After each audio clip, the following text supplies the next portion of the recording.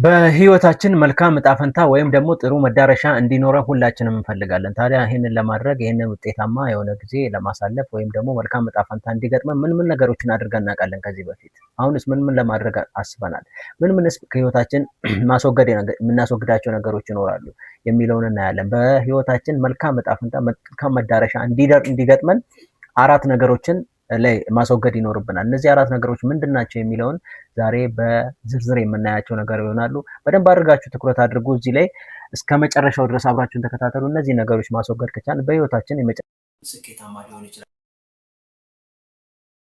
ከተለያየ አንግል ልናየው እንችላለን ማለት ነው። ስለዚህ እዚህ ነገር ላይ በደንብ አድርጋችሁ ትኩረት ማድረግ ይኖርባችኋል ማለት ነው። በህይወት መልካም ዕጣ ፈንታ ወይም እንዲገጥም የሚከተሉትን አራት ነገሮች ማድረግ ግዴታ ነው ማለት ነው። አስፈላጊም ነው። ምክንያቱም ህይወታችንን የምንወስነው እኛ ነን። ማንም ሊወስንልን አይችልም። ጥሩ መዳረሻ እንዲኖረን ወይም ደግሞ መጥፎ የራሳችን ውሳኔ ነው። ህይወት የምርጫ እና የውሳኔ ውጤት ነች። በየዕለቱ ውሳኔዎችን እንወስናለን። በየዕለቱ ምርጫዎችን እናደርጋለን። እነዚህ የምርጫና የውሳኔ ውጤት ነው እንግዲህ ህይወታችን ማለት ነው። ስለዚህ የመምረጥ የራስ ጉዳይ ነው። መምረጥ ያንቺ ጉዳይ ነው። የመምረጥ የኛ ጉዳይ ነው ማለት ነው። ስለዚህ መምረጥ የራሳችን ኃላፊነት ነው፣ ነገያችንን ለማሳመር ማለት ነው። ስኬት እንደ በአንድ ትልቅ ስህተት የሚጠፋ ነገር አይደለም። ስኬት በአንድ ጀንበርም የሚወድም አይደለም፣ በአንድ ጀንበር የሚገነባም አይደለም። ስኬት የሚገነባው ስሩ ፕሮሰስ በሂደት ውስጥ ነው። በተመሳሳይም ደግሞ ስኬት ትንንሽ በሚመስሉ ጥቃቅን ስህተቶች ድምር ውጤት የሚፈርስ ነው እንጂ በአንድ ጀንበር የሚወድቅም የሚፈርስ ነገርም አይደለም ማለት ነው። በደቂቃዎች ምንም የማይጎዱ በሚመስሉ ጥቃቅን ነገሮች ጥቃቅን ደቂቃዎች መጨረሻ ላይ ዘሰምቶታል መጨረሻ ኮላፕስ እንድናደርግ ያደርገናል እንጂ በአንድ ጀንበር የሚፈርስ ነገር አይደለም ስኬት ማለት ነው። የተለየ ወደፊት ዕጣ ፈንታ ከፈለግን ምን ማድረግ ይኖርባል? ትኩረታችንን ዓለማችን አሁን ትኩረታችንን የሚፈልግበት ጊዜ ነው። ትኩረታችን በተለያየ ምክንያት ዲስትራክትድ ሆነናል። አንድ ሰው ለምሳሌ በ10 ደቂቃ ስልኩን ቁጭ አድርጎ መቀመጥ አይችልም። ከስልኩ ራቅ ብሎ መቀመጥ አይችልም። ስለዚህ ዲስትራክትድ ነን። ወደድንም ጠላ እዛ ዲስትራክሽን ውስጥ ነው ያለ። ሶሻል ሚዲያ ዲስትራክተር ነው። ሜንስትሪም ሚዲያዎች ዲስትራክሽን ሶርስ ኦፍ ዲስትራክሽን ናቸው። ስለዚህ እነዚህን ነገሮች ራሳችንን ታዲያ እንዴት ነው ፎከስድ ልንሆን የምንችለው የሚለውን ትኩረታችንን ልንጠብቅ ይገባል። ዲስትራክሽንን ልናስወግድ ይገባል ማለት ነው። ስለዚህ የመጀመሪያ ማስወገድ ያለብን ዓላማ የሌለው ማህበራዊ አጠቃቀም። ማህበራዊ ሚዲያ አንዳንዱ ገንዘብ ይሰራበታል፣ አንዳንዱ ሚሊዮነር መልቲ ሚሊዮነር ይሆንበታል፣ አንዳንዱ ደግሞ ጊዜውን ያባክናል፣ ጉልበቱን ያባክናል፣ ወጣትነቱን ያባክናል፣ ገንዘቡን ያባክናል ማለት ነው። ስለዚህ ሶሻል ሚዲያን እንዴት ነው የምንጠቀምበትን አጠቃቀማችንን በደንብ አድርገን ልናይበት ይገባል። ስለዚህ ዓላማ የሌለውን ከሆነ እሱን ማስወገድ ይኖርብናል። ሶሻል ሚዲያ ልንጠቀም አይገባም፣ ለዓላማ መጠቀም ይኖርብናል ማለት ነው። 5 ደቂቃ ወደ 30 ደቂቃ ይለወጣል። 30 ደቂቃ ወደ 1 ሰዓት፣ 1 ሰዓት ወደ 2 ሰዓት፣ 2 ሰዓት 5 ደቂቃ የሆነች ነገር እናያለን ብለን እንገባለን። ከዛ በኋላ ሳናውቀው 50 ደቂቃ ይሆናል ማለት ነው። ምን ያህል አቴንሽናችን እንደሚወስድ ዲስትራክሽን እንደሆነ በደንብ ልናውቀው የሚገባ ነው። ይሄን ያህል ትኩረታችንን ይወስዳል፣ ማታችንን ይወስዳል፣ ሰዓታችን ደቂቃዎችን ይወስድብናል ማለት ነው። ስለዚህ ሶሻል ሚዲያ ትልቁ የዲስትራክሽን ሌባ ነው ማለት እንችላለን ማለት ነው። ከዚህ በተጨማሪ የራስዎን ህይወት ከማሻሻል የራሳችን ላይ ከመስራት ይልቅ የሌላውን ሰው ህይወት ስናደንቅ የማይመስሉትን የተመረጡ ጥቂት ውጤታማ የሆኑ ስራዎችን በማድነቅ የማይመስሉ እና የተመረጡ ውጤታማ ጊዜያትን በሶሻል ሚዲያ በማየት ራሳችንን ዲፕሬሽን ውስጥ እና ዲስአፖይንትመንት ውስጥ የመክተት ላይ እናሳልፋለን ማለት ነው። ለዲፕሬሽን ትልቁ ሶርስ ይሆናል ማለት ነው። ማህበራዊ ሚዲያ እንደ መሳሪያ መጠቀም አስፈላጊ ነው። መሳሪያ አድርገን የምናድግበት ሚዲያ ወይም መንገድ ልናደርገው ይገባል እንጂ በሶሻል ሚዲያ እንደ ዲስትራክሽን ብቻ ሊሆነን ጊዜያችንን፣ ገንዘባችንን፣ እድሜያችንን ሊበላብን አይገባም ማለት ነው። ስለዚህ የመጀመሪያው ምንድነው? ዓላማ የሌለው ስክሮሊንግን ማስወገድ ማለት ነው። ሁለተኛው ምንም ለውጥ የማያመጡ ክርክሮች፣ ጉንጭ አልፋ ክርክሮች ጓደኞቻችን ጋር ለምሳሌ ስለ ሰርክል አውርተናል ከዚህ በፊት። ሰርክላችንን መምረጥ አለብን። ሰርክላችን ላይ ያሉ ሰዎች እነማን ናቸው? ጓደኞቻችን እነማን ናቸው? ምንድነው የምናወራው? ስንገናኝ ምንድነው የምናወራው? በምን ጉዳይ ነው የምናወራው? ስለ ፖለቲካ ነው? ስለ እግር ኳስ ነው? ስለ ቢዝነስ ነው? ስለ ማደግ ነው? ስለ ስኪል ነው? ስለምንድን ነው የምናወራው?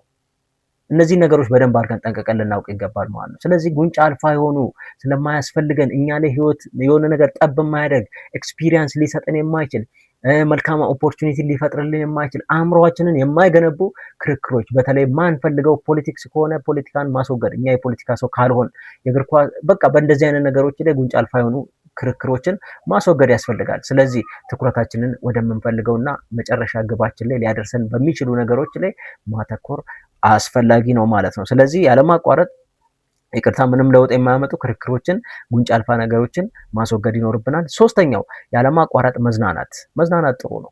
ማንም ሰው ይፈልጋል። መዝናናት እንፈልጋለን ማናችንም ማለት ነው። ግን ሁሉም ሰው ሲዝናና በምንድን ነው? እንዴት ነው የሚዝናናው? መዝናናት የህይወታችን አላማ ትልቁ ሊሆን አይገባም ማለት ነው። መዝናናት ላይ ምንም ችግር የለውም። ማንም ሰው ይዝናናል። ግን ችግሩ መዝናናት የአኗኗራችን ዘይቤ ሲሆን ማለት ነው እና መማር ደግሞ ሸክማችን ሲሆን ለመማር ጊዜ መማር እንደ ሸክም እናያለን። መዝናናትን ደግሞ የህይወት ዘይቤያችን አድርገን ስናይ ውድቀታችንን እያመቻችን ለውድቀታችን መንገድ እየጠረግን እንደሆነ ልናውቅ ይገባል ማለት ነው። ይሄንን በደንብ አድርገን ልንረዳው ይገባል። አእምሮ ከመዝናኛ ይልቅ በእውቀት ብዙ ጊዜ መገንባት። በመዝናናት የምናተርፈው ሪላክስ መቼ ከትልቅ በኋላ እንዝናና መቼ ውጤት ካመጣን በኋላ የተወሰነ ጊዜ አእምሯችን እረፍት ይፈልጋል። አእምሯችንን ወደ መልሶ ወደ አለበት ቦታ ለመመለስ ሪላክስ ማድረግ ያስፈልጋል። ግን ደግሞ የህይወት ዘይቤ ሁልጊዜ የምናደርገው ከሆነ ሁልጊዜ አላስፈላጊ ቦታ እና በመዝናናት የምናሳልፍ ከሆነ አእምሯችን ምን እየሆነ የሰው ልጅ አእምሮ ኤላስቲክ ነው። ልክ ስፖርት እንደመስራት አንድ ሰው ስፖርት ሲሰራ ጡንቻው እየፈረጠመና ጠንካራ እየሆነ እንደሚሄድ ሁሉ አእምሯችንን ብዙ በሰራንበት ብዙ ባነበብንበት ሰዓት ምን እየሆነ ኢላስቲክ ነው እየሰፋ ስትሮንግ እየሆነ የበለጠ የማሰላሰል አዲስ ነገር የመፍጠር ክሬቲቪቲው እየጨመረ ይመጣል። ስለዚህ አእምሯችንን ማሰራት ይኖርብናል ረዥም ጊዜ ከማዝናናት ይልቅ ማለት ነው።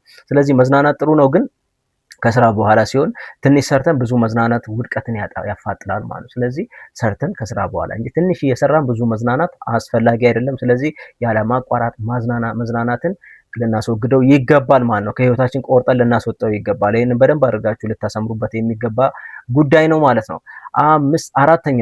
አራተኛው ጊዜውን የሚያባክኑ ሰዎች። ቺላውት ለማድረግ ይደወላል። ከዚያ በኋላ ረዥም ወሬ ወደ ጉዳዩ በቃ አንድ ሰው ከደወለልን ጓደኛችን ከደወለልኝ ምንድነው ጉዳዩ? አለቀ። በዛ ጉዳይ ላይ መጨረስ፣ ሰዓታችንን ማባከን አይጠበቅብንም።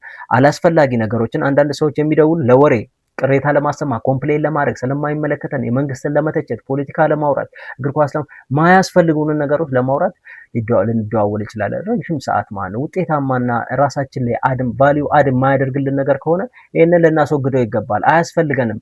እነዛ አይነት ጓደኞችም ክሪቲክስ የሚያበዙ ኢነርጂያችን ድሬን የሚያደርጉ ወይም ደግሞ ኢነርጂያችን እንዲቀንስ የሚያደርጉትን ልናስወግድ ይገባል ማለት ነው። ይሄ አእምሯችንን ያደክማል። አእምሮ ያዝላል ማለት ነው። አእምሯችን ይዝላል፣ ውጤታማነቱ ይቀንሳል፣ ክሬቲቪቲው ይቀንሳል። መልካም አጋጣሚዎችን የምናይበት ሀሳብን የማንሸራሸር አቅማችንን የበለጠ እንዲያሽቆለቁል ያደርገዋል። ይሄ ወሬ ማለት ነው። ስለዚህ የተማርነው አዲስ ነገር ምን ይኖራል በዛ ወሬ ውስጥ? አዲስ ነገር ሁልጊዜም በማንኛውም ጊዜ ስናወራ አዲስ ሀሳብ፣ አዲስ ኤክስፒሪየንስ፣ አዲስ ልምድ መቅሰም ይኖርብናል። ያንን በደንብ አድርገን ልናስጥብበት ይገባል። የአስተሳሰብ አድማሶ የሚያሰፋ ውይይቶችን ይምረጡ። ለምሳሌ አስተሳሰባችንን የሚያሰፋ ኦፖርቹኒቲ ላይ ይሆናል፣ ክሬቲቪቲ ሊሆን ይችላል፣ ስኪል ላይ ሊሆን ይችላል፣ ስለማንበብ ሊሆን ይችላል። አንብበን የተለያዩ ኢሹዎችን አንብበን ከዛ ኢሹ ሀሳብ የምንወስድበት ልምድን የምንቀስምበት ሊሆን ይችላል እንጂ አላስፈላጊ እንቶ ፈንቶ የሆነ ወሬ፣ ጉንጭ አልፋ የሆነ ክርክር እና ባላስፈላጊ ነገር ጊዜያችንን ልናባክን አይገባም። ስለዚህ ጊዜውን የሚያባክኑ ሰዎችን መራቅ፣ ሰርክላችንን በደንብ አድርገን ሴሌክቲቭሊ ማየት፣ እነማን ናቸው፣ ምንድነው የሚፈልጉት የሚለውን አላማ አላቸው የላቸውም የሚለውን በደንብ አድርገን ከላይ ስናይ አላማ ያለው ይመስላል፣ ግን ለአላማው ዴዲኬትድ ነው ወይ ዲቮትድ ነው ወይ ኮንሲስተንትሊ ለዛ ነገር ይፈልጋል ወይ ዲሊጀንስ ያለው ወይ የሚለውን በደንብ አድርገን ልናስምርበት ይገባል። ስለዚህ እነዚህ አራቱ ነገሮችን ማስወገድ ይኖርብናል መዳረሻችንን የመጨረሻችንን ለማሳመር ከፈለግን ማለት ነው። ይሄን ይመስላል። በደንብ አድርጋችሁ አዳምጡት። እንደጠቀማችሁ እርግጠኛ ነኝ። ይሄንን ሀሳብ ታዲያ ጠቃሚ ነው ብላችሁ ካሰባችሁ ሊደርሳቸው የሚገቡ ብዙ ሰዎች አሉ።